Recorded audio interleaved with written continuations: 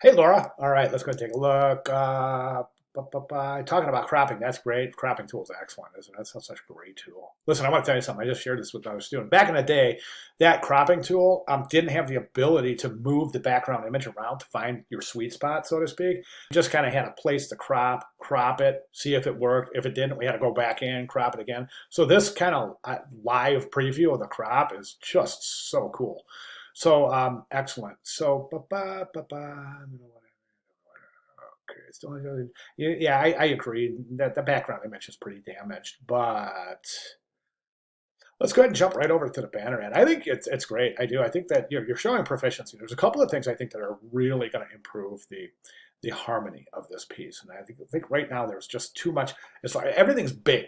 Okay, so this is big. The headline's big. The logo's big. The call to action is big, and they're all saying, "Look at me first." No, look at me first. No, look at me first. So there's a little bit of competition going on within the with the a little bit of competition on within the composition, and that all points to hierarchy. So we want to talk about how to improve hierarchy, and I think one of the best and most effective ways to improve hierarchy is by scale. Okay, so scale and placement. So let's think about what we can do with scale. First of all, I think the first thing we're going to do is take this logo and really reduce the size. Watch my cursor, something like this, right down here. It's okay. Well, let me see. Yeah, that masked image down there might not want to obstruct that, so maybe consider placing the logo right up here. Okay, then reduce the heck out of Escape to Paradise, the perfect destination for couples. Place it right over here, left aligned, right here. Watch my cursor, something like this. Wait, what? Something like this. Okay, might entail having to change the color. White will probably work beautifully. Okay, at that point, you really want to reduce this as well. Okay, and then place this down here, left align it again, up, right down the line, left margin, all left align, headline, subhead, call to action, animated, reduce that, and then when you fade it in and fade it out, don't try to make a fade in and then fade out instead of just kind of fade in and blink out.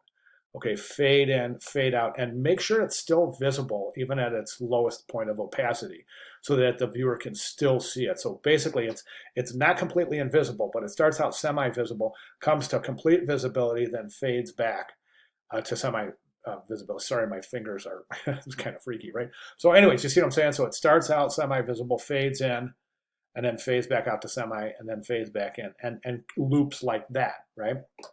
And then what you can do is you can take this same time as VI, let me see, and try to find a place for it. I mean, it could even go like right here or something, just as long as the viewer knows which geographic location the resort is located. And that's it. I mean, other than that, you're perfect. So just a little bit of redistributing the visual weight and establishing a little bit more of a solid formula for hierarchy, and I think we're good to go. All right, so let me know if you have any questions, but I'd like to see those changes reflected in your final submission coming up quickly in next week, as a matter of fact. So, all right, so it's really super important. Let me know if you have any questions. Great job. Thank you very much.